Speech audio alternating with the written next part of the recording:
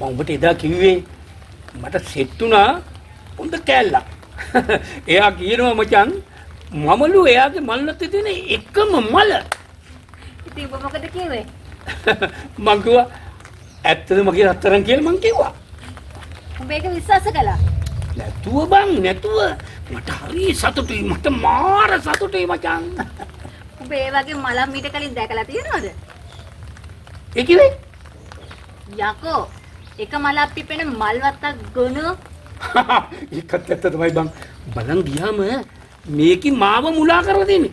ඇත්තනේ උඹ කිව්වා වගේ ඒක මලක් පිපෙන මල් වත්තක් තියෙන බං. මල් වත්තේ මේ හැමතැනම තියෙන මල්නේ.